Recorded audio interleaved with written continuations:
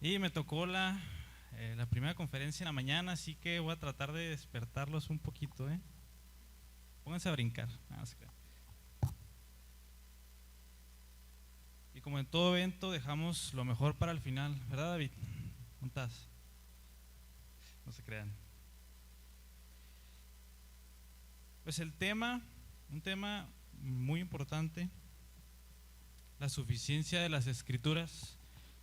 La escritura es suficiente para nuestra vida cristiana, suficiente para la doctrina, suficiente para una vida cristiana.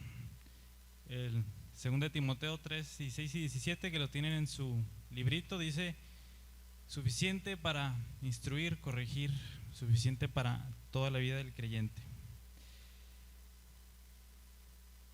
Y no podemos estar en unas conferencias de la suficiencia de las escrituras sin preguntarle al mismísimo Cristo qué opinaba sobre las escrituras. ¿Están de acuerdo?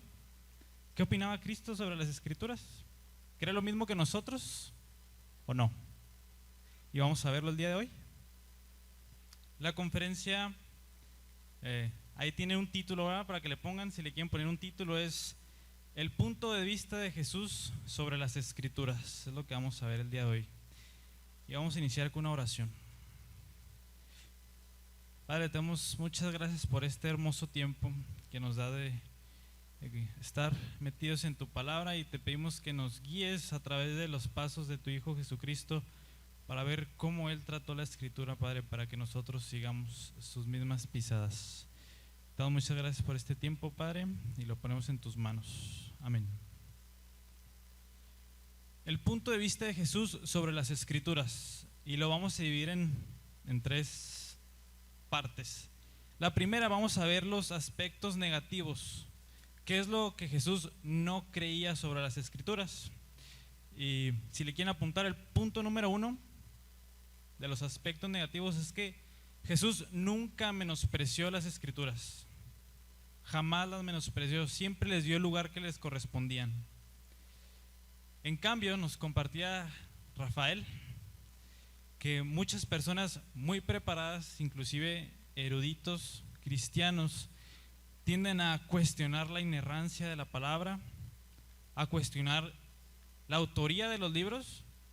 ¿A poco el Pentateuco lo escribió Moisés? No, no creo. No creo que los haya escrito él. Cuestionando doctrinas. Ahí anda un erudito muy famoso que se llama N.T. Wright, anglicano, diciendo que la justificación es otra cosa, no significa lo que creemos los creyentes. Pero Jesús nunca cuestionó las escrituras, nunca las menospreció. En cambio, vamos a ver el día de hoy que tenía un concepto altísimo de las escrituras.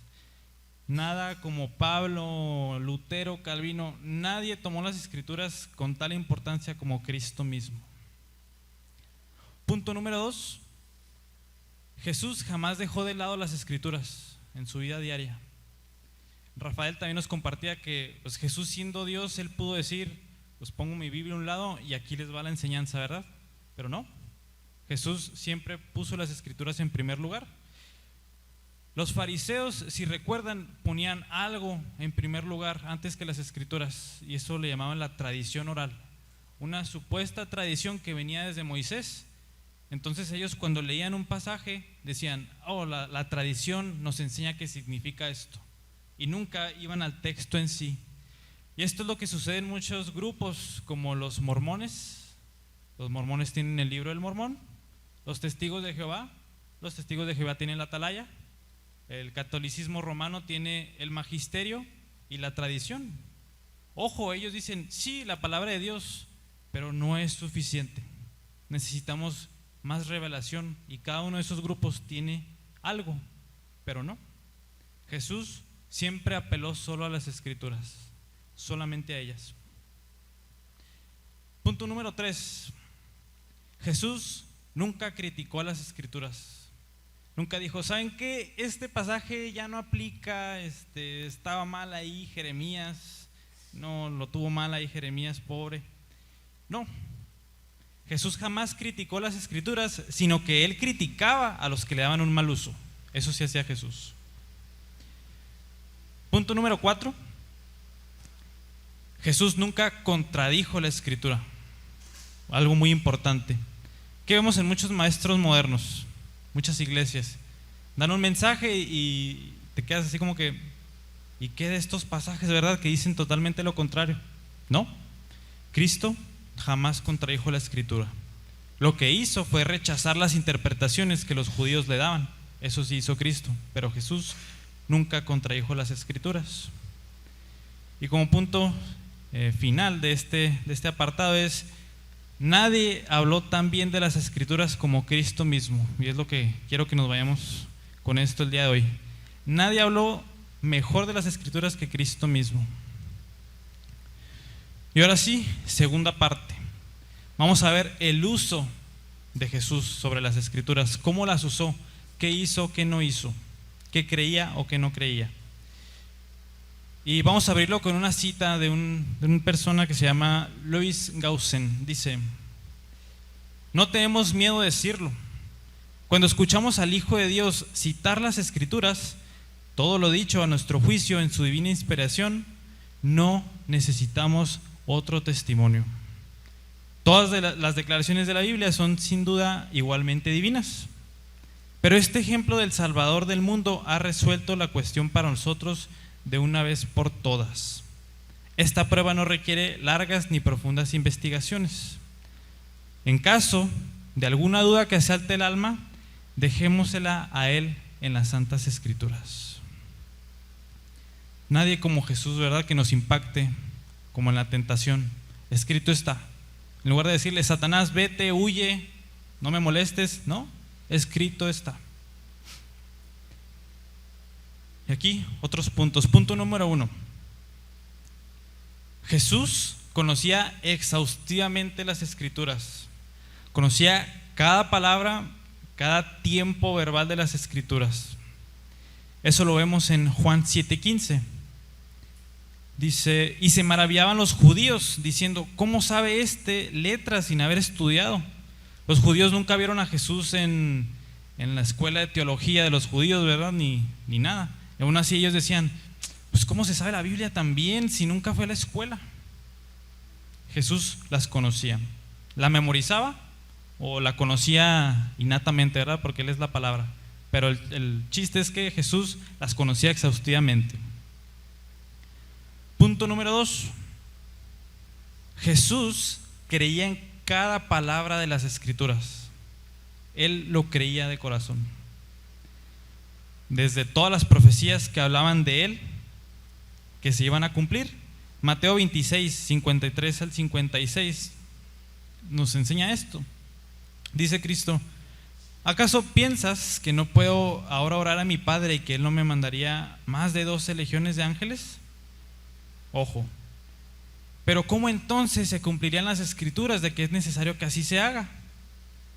En aquella hora dijo Jesús a la gente: ¿como contra un ladrón han salido con espadas y con palos para prenderme? Cada día me sentaba con ustedes enseñando en el templo y no me prendieron. Ojo, de nuevo dice: mas esto sucede para que se cumplan las escrituras de los profetas. Entonces todos los discípulos, dejándole, huyeron. Jesús estaba consciente de que las profecías que hablaban de Él se iban a cumplir.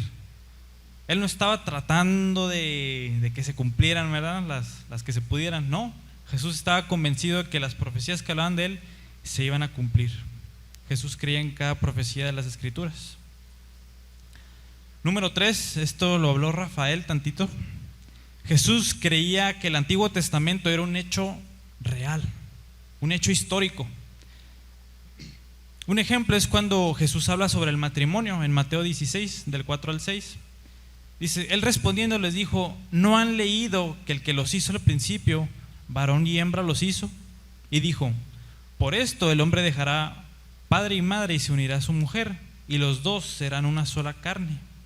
Así que no son ya más dos, sino una sola carne. Por tanto, lo que Dios juntó, no lo separa el hombre. Aquí Jesús cita directamente Génesis 2:24. Lo cita directamente. Jesús creía en el Génesis. Y no me iba a dar tiempo, pero hay los versículos donde Jesús dice que Abraham es una persona real, Moisés es una persona real, Jonás es una persona real. Así que Jesús no decía, pues vamos a ver el cuento de Abraham, esa anécdota que se inventó alguien. No, Jesús creía que el Antiguo Testamento era un hecho completamente real. Número 4. Jesús creía que el Antiguo Testamento había sido la misma palabra de Dios, inspirada por el Espíritu Santo, aunque escrita por hombres. Marcos 12:26 dice, pero respecto a que los muertos resucitan, no han leído en el libro de Moisés cómo le habló Dios en la zarza, diciendo, yo soy el Dios de Abraham, el Dios de Isaac y el Dios de Jacob. No han leído lo que escribió Moisés, que Dios dijo. Dios habló y Moisés lo registró, y Jesús está convencido que Dios mismo había hablado ahí. Ahorita vamos a ver más sobre eso. Número 5. Jesús, ojo con esto, está padre para nuestro tiempo. Jesús estaba convencido que las escrituras son más poderosas que los milagros. Recordamos ahí el relato de Lázaro y el rico, y al final dice, mas Abraham le dijo, si no oyen a Moisés y a los profetas, tampoco se persuadirán aunque se levante alguien de los muertos. Si no creen lo que ya está escrito, aunque se les aparezca Juan Diego en la noche, no van a creer, es lo que está diciendo Jesús. Y Pedro mismo lo tenía bien presente. Sí recordamos que Pedro participó en la transfiguración, ¿verdad? Fue uno de los 3 discípulos que estuvo presente en la transfiguración. Y Pedro mismo escribe, segunda de Pedro 1, del 17 al 19, dice, pues cuando él recibió de Dios Padre honra y gloria, le fue enviada desde la magnífica gloria una voz que decía, este es mi Hijo amado, en el cual tengo complacencia. Y nosotros oímos esta voz enviada del cielo cuando estábamos con él en el Monte Santo. Nos detenemos ahí. Pedro escribe lo que recuerda de la transfiguración. Oímos a Dios mismo diciendo, este es mi Hijo amado en quien tengo complacencia. Pero ¿qué dice el verso siguiente? Tenemos también la palabra profética más segura, a la cual hacéis bien en estar atentos. Aunque yo haya estado en la transfiguración, no significa nada. En cambio tenemos la palabra profética más segura. Aquí Pedro eleva las escrituras sobre los milagros, sobre cualquier cosa sobrenatural, sin duda siguiendo los pasos de Cristo. Número 6. Jesús creía que las escrituras son la autoridad en toda controversia. Y creo que fue lo que llegamos en la mesa redonda, que las escrituras para toda controversia, hasta en la de las denominaciones, es la última autoridad. Y recordamos la tentación de Jesús, y vaya que estuvo difícil. Imagínense estar siendo tentado con Satanás y que él te cite la Biblia. ¿Qué vas a hacer? Lo mismo que Jesús, citarla correctamente. Jesús, ahorita les dije, no lo reprendió, ¿verdad? Vete, Satanás, ya no quiero que me molestes. Satanás lo desafió con versículos a la mano, cosa que hacen los falsos maestros. Pero Jesús dijo, escrito está, y esta es la verdadera interpretación.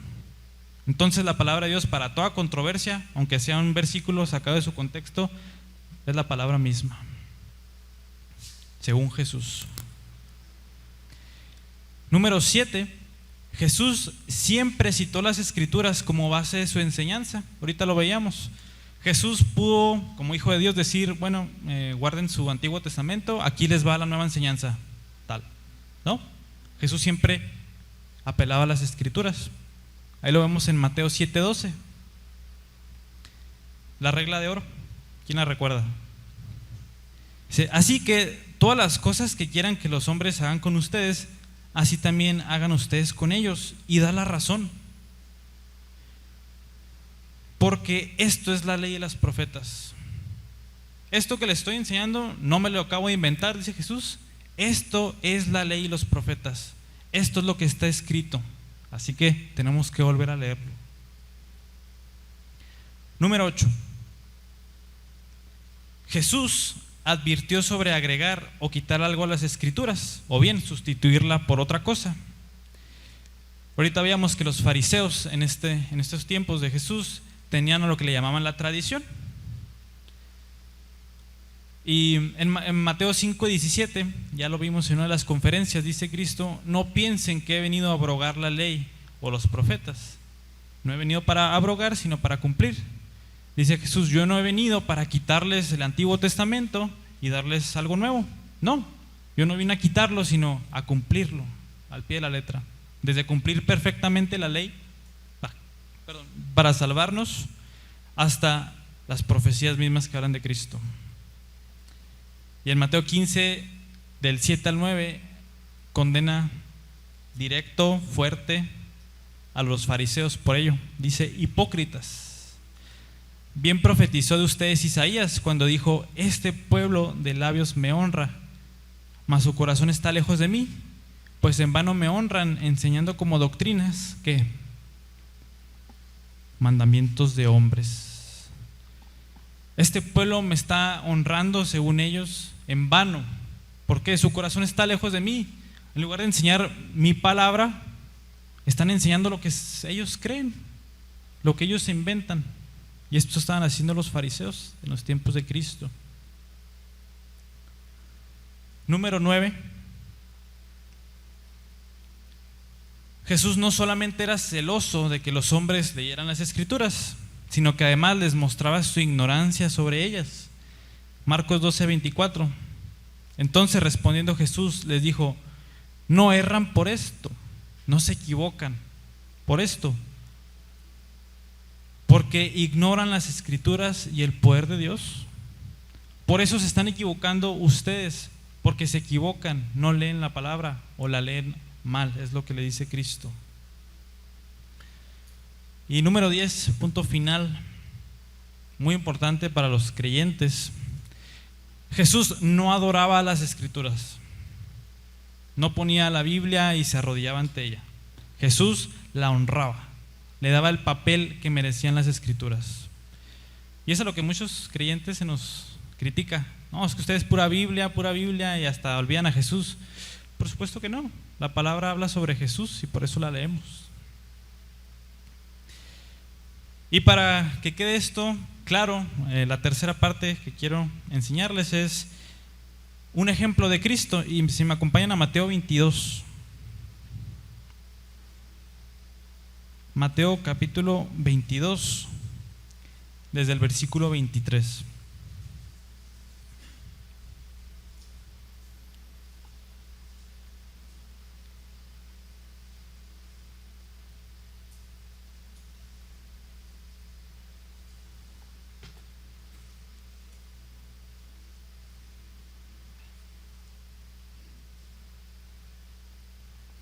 Mateo 22, 23, ahí estamos. Dice el 23: aquel día vinieron a él los saduceos, que dicen que no hay resurrección, y le preguntaron. Ojo, los saduceos, si recordamos, era una secta judía. Lo que caracterizaba a los saduceos era que no creían en lo sobrenatural. El versículo 23 nos dice que no creían en la resurrección. Y Hechos 23:8 también dice que los saduceos no creían en los ángeles. Esto eran los saduceos. Tenían diferencias fuertes con los fariseos, no se llevaban muy bien.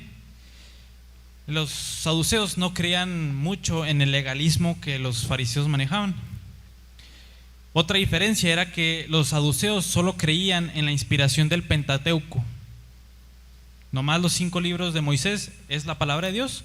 Lo demás es un comentario arbitrario sobre la ley de Moisés, no es autoritativo. Esto, el que solo creyeran en el Pentateuco, los llevaba a concluir que no había resurrección. Otros versículos fuera del Pentateuco dejan bien en claro que hay resurrección. Para que lo tengan ahí en cuenta, es Daniel 12:2. Daniel 12:2 dice: y muchos de los que duermen en el polvo de la tierra serán despertados, unos para vida eterna y otros para vergüenza y confusión perpetua. Clarísimo, ¿verdad? La enseñanza de la resurrección en ese pasaje. Bueno, los fariseos la pasaban muy mal con los saduceos, intentando hacerles entender que sí había resurrección. Dicen los historiadores que uno de los argumentos que los fariseos le daban a los saduceos era citar Deuteronomio 31:16. La primera parte de ese versículo dice: y este pueblo se levantará. Algo no muy convincente, porque enseguida dice: y fornicará tras dioses ajenos. Así que los fariseos no tenían un versículo, no tenían una cita en el Pentateuco para probar la resurrección. Los saduceos eran los encargados del Sanedrín. ¿Sí recordamos el Sanedrín? El grupo judío que se encargaba de prácticamente gobernar. Y a pesar de que tenían diferencias fuertes con los fariseos, se unieron, hicieron lazo para ir contra Cristo. Es lo interesante de los saduceos. Y seguimos leyendo ahí en el 24. Y le preguntaron diciendo: maestro, le dicen. Esto se lo dicen en burla. Maestro. ¿Con qué eres maestro? Vamos a ver. Maestro. Moisés dijo. Aquí dicen: bueno, Jesús, si eres maestro, te vamos a citar un pasaje y lo tienes que tener a la mano. Y le dicen: Moisés dijo: si alguno muriere sin hijos, su hermano se casará con su mujer y se levantará descendencia a su hermano. Esto, si me acompañan a Deuteronomio 25, se encuentra esto. Deuteronomio 25, del 5 al 10. Es la ley del levirato, donde Leví significa el hermano del marido o cuñado. Deuteronomio 25, del 5 al 10, un pasaje algo extraño. Ahí estamos ahí. Dice: cuando hermanos habitaren juntos y muriera alguno de ellos y no tuviera hijo, la mujer del muerto no se casará fuera con hombre extraño.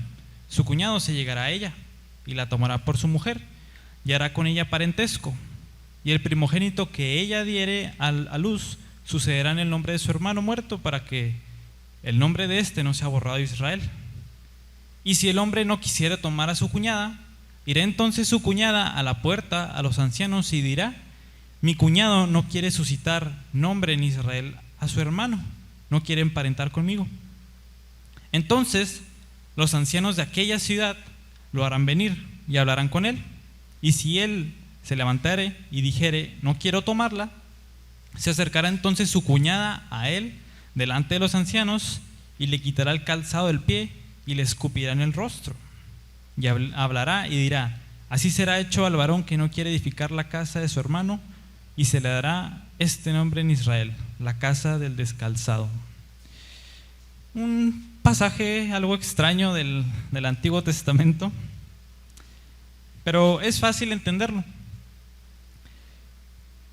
Lo que pasaba era que si alguien se casaba con una mujer y esa persona moría y no había dejado descendencia, el hermano tenía la opción, no era obligatorio, tenía la opción de casarse con la mujer. Obviamente esa persona tenía que estar soltera. Ojo, no vayan a creer que sí, ya tengo mi familia y me caso con ella también. No, tenía que ser soltero. Esto era para asegurar las líneas familiares que permanecían intactas. Si han leído el Pentateuco, Dios tiene mucho cuidado en que las familias siempre esté la descendencia ahí. Dios se enfoca mucho en eso. Además, era para que las viudas tuvieran cuidado y mantenimiento, que no se quedara sin ninguna clase de sustento. Para esto era la ley del levirato. Si nos devolvemos allá a Mateo 22.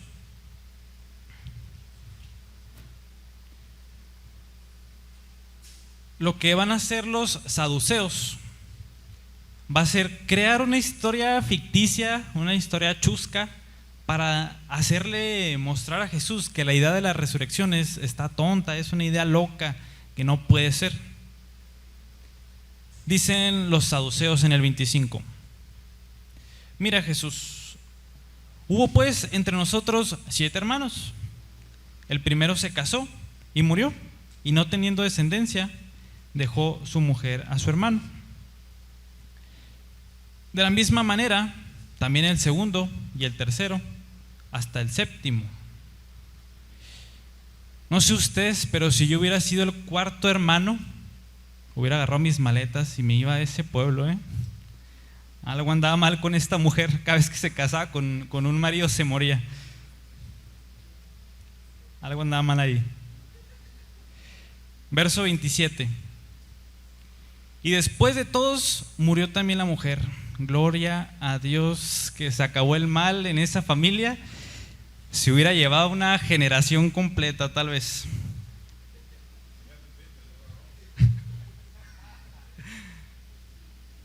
Pues si ven, es una historia totalmente ficticia. Los saduceos se la inventaron para hacer creer a Jesús que la idea de la resurrección era tonta. Y es cuando le lanzan la pregunta en el 28. Dicen, ahora sí Jesús, vamos a ver cómo te sales de esta. En la resurrección, pues, ¿de cuál de los 7 será ella mujer? Ya que todos la tuvieron. A ver, Jesús, la resurrección no puede ser. Mira lo que va a pasar.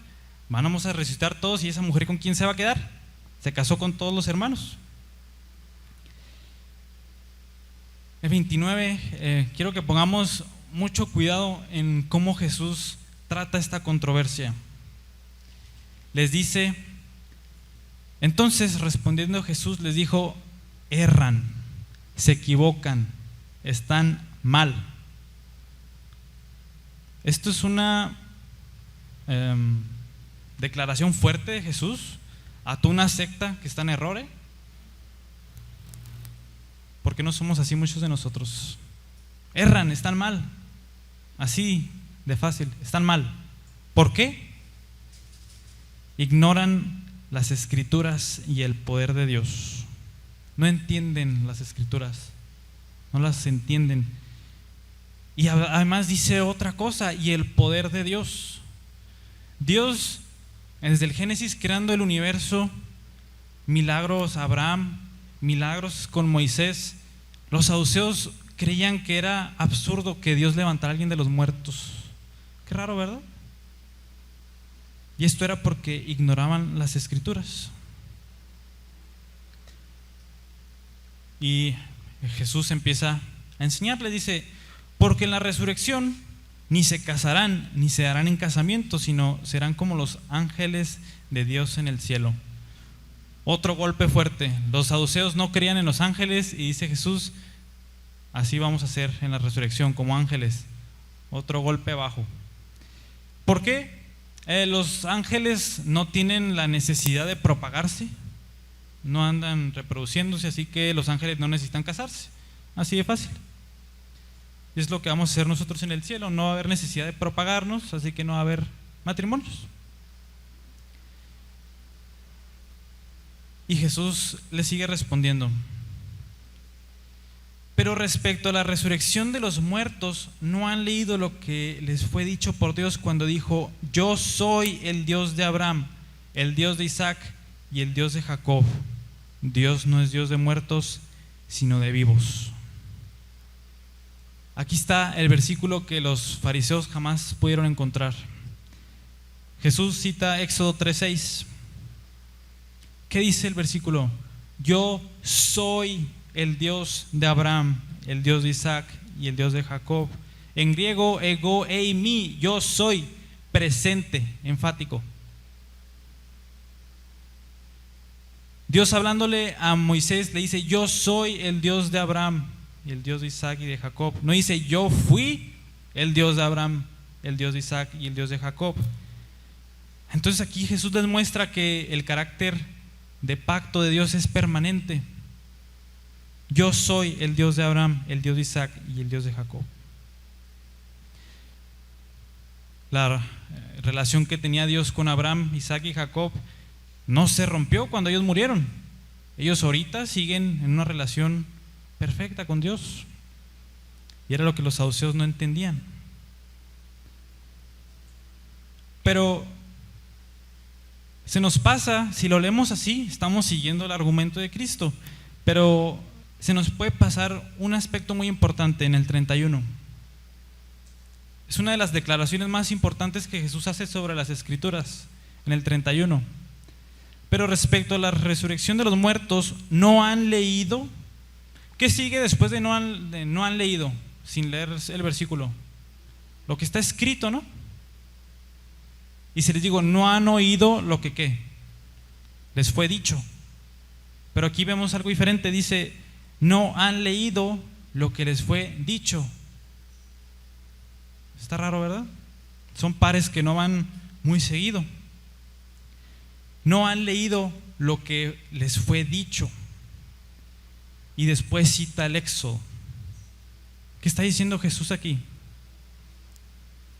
Lo que Jesús está haciendo con los saduceos es, los está haciendo responsables de algo que Dios dijo hace 1400 años a Moisés en la zarza, como si se las estuviera diciendo a ellos. Es lo que está haciendo Jesús. Lo está haciendo responsables de un versículo de la palabra, como si Dios mismo se las estuviera diciendo a ellos. Esto era lo que Jesús creía sobre las Escrituras. Pablo, como buen discípulo de Cristo, creía lo mismo. En los versículos clave del Congreso que dice, toda la palabra de Dios es inspirada, toda la Escritura es inspirada.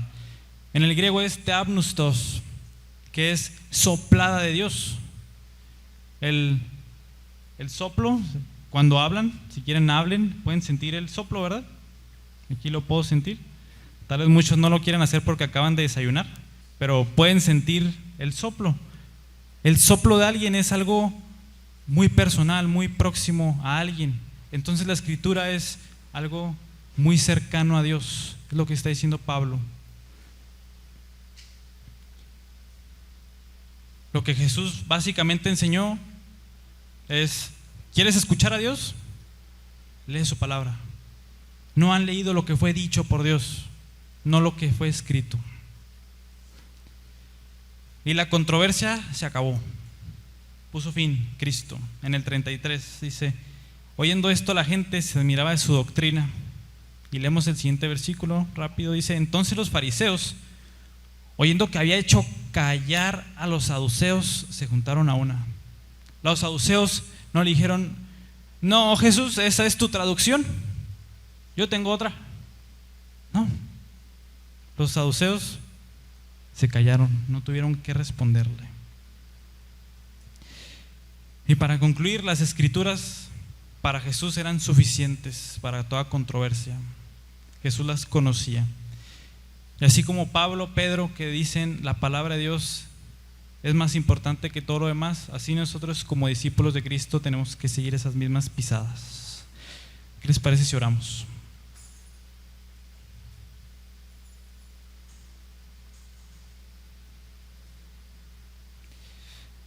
Padre, te damos muchísimas gracias por el ejemplo de tu Hijo Jesucristo. Te damos muchas gracias por hacernos entender que Cristo jamás dejó las Escrituras, sino que era su diario caminar. Jesús siempre las citaba, Padre. Ayúdanos a caminar en sus mismas pisadas. Ayúdanos a tener tu palabra guardada en nuestros corazones, Señor. Estar listos y poder decir como Cristo dijo, escrito está. Te damos muchas gracias por este tiempo, Padre, que nos permites estar juntos, y te pedimos que estés con nosotros a lo largo de este día. En el nombre de Cristo Jesús oramos. Amén.